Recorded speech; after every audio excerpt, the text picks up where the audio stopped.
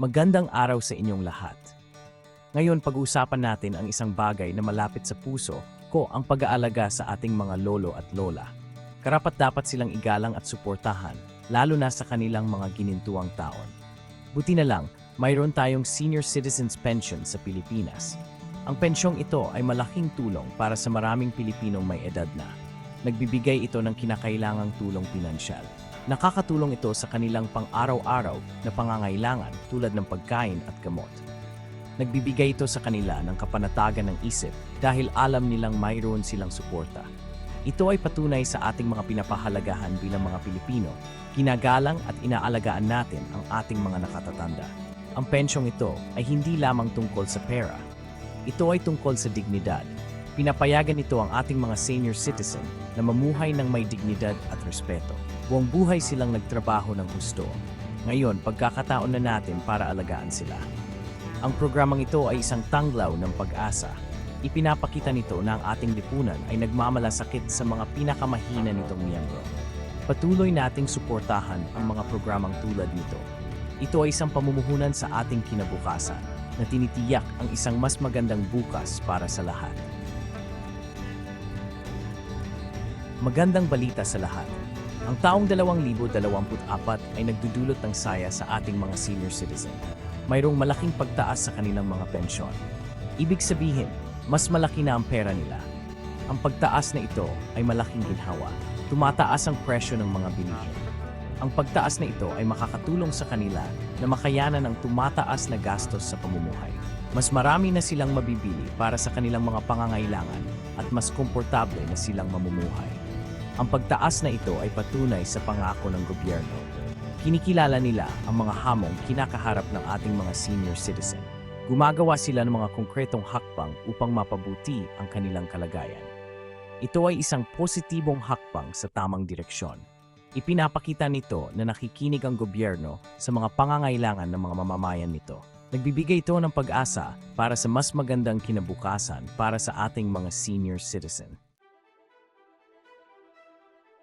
Ang Department of Budget and Management o DBM ay may mahalagang papel na ginagampanan. Sila ang naglalaan ng pondo na kailangan para sa pagtaas ng pensyon. Ngayong taon, ipinakita ng DBM ang kanilang pangako. Naglaan sila ng mas malaking budget para sa mga pensyon ng senior citizen. Ang paglalaan ng budget na ito ay isang malinaw na mensahe. Ipinapakita nito ang dedikasyon ng gobyerno sa pagsuporta sa ating mga nakatanda. Tinitiyak nito na ang programa ng pensyon ay magpapatuloy sa mahabang panahon. Kapuri-puri ang hakbang na ito ng DBM. Ito ay sumasalamin sa isang gobyerno na inuuna ang kapakanan ng mga senior citizen nito. Tinitiyak nito sa lahat na natutugunan ang kanilang mga pangangailangan. Ang suportang pinansyal na ito ay magkakaroon ng malaking epekto. Bibigyan nito ng kapangyarihan ang ating mga senior citizen na mamuhay ng may mas maayos na seguridad sa pananalapi.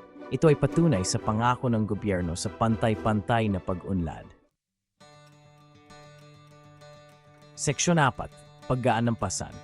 Paano nakikinabang ang mga retirado sa pagtaas? Ngayon, pag-usapan natin kung paano direktang nakikinabang ang ating mga retiradong mamamayan sa pagtaas ng pensyon na ito. Isipin na lang natin na mas kaya na nilang magpagamot. Ang pagtaas na ito ay maaring makapagpabago sa pagpili nila ng gamot mula sa generic patungo sa mga nireseta ng doktor. Nababawasan din ng pagtaas na ito ang pasanin sa kanilang mga pamilya. Maraming pamilya sa Pilipinas ang umaasa sa suporta ng kanilang mga nakatatandang miyembro. Dahil sa mas mataas na pensyon, mas malaki na ang maitutulong ng mga senior citizens sa kanilang mga pamilya. Ang tulong pinansyal na ito ay nagbibigay ng kapangyarihan sa ating mga senior citizen. Nagbibigay ito sa kanila ng higit na kalayaan. Maari na silang gumawa ng mga pagpili na magpapabuti sa kanilang kalidad ng buhay. Higit pa ito sa isang tulong pinansyal. Ito ay isang paraan ng pagbibigay-pugay sa henerasyon na nagtayo ng ating bansa. Ito ay isang maliit na tanda ng pasasalamat para sa kanilang mga taon ng pagsisikap at dedikasyon. Section 5. Mga tagapangalaga ng seguridad, DSWD at SSS. Dalawang pangunahing ahensya ang nangangasiwa sa programang pensyon, ang Department of Social Welfare and Development o DSWD at ang Social Security System o SSS. Ang DSWD ang namamahala sa social pension para sa mga indigent senior citizen. Sila ang ating mga lolo at lola na maaring hindi nagkaroon ng formal na trabaho. Ang SSS naman ang humahawak sa mga pensyon ng mga retiradong manggagawa sa pribadong sektor. Tinitiyak nila na ang ating mga masisipag na kabayan ay natatanggap ang kanilang mga pinaghirapan pagdating ng panahon ng kanilang pagreretiro. Ang parehong ahensya ay may mahalagang papel sa pagtiyak na magiging matagumpay ang programang ito. Walang kapaguran silang nagtatrabaho upang maipamahagi ang mga pensyon ng maayos at patas. Nakatuon sila sa paglilingkod sa ating mga senior citizen na may malasakit at respeto. Ang mga ahensyang ito, ang mga hindi kilalang bayani ng programang ito, masigasig silang nagtatrabaho sa likod ng mga eksena. Tinitiyak nila na natatanggap ng ating mga lolo at lola ang suportang pinansyal na nararapat sa kanila.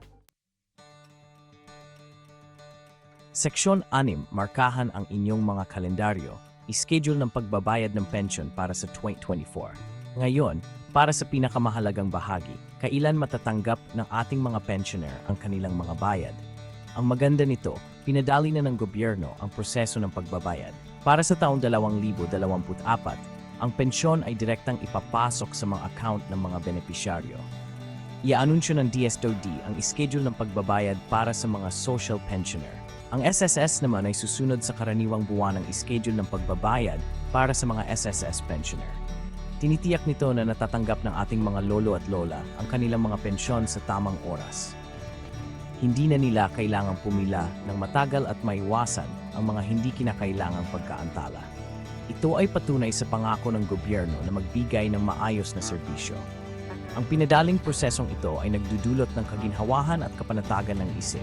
Madali na lang para sa ating mga senior citizen na ma-access ang kanilang mga pensyon. Ito ay sumasalamin sa isang gobyerno na pinapahalagahan ang oras at kapakanan ng mga nakatanda nitong mamamayan.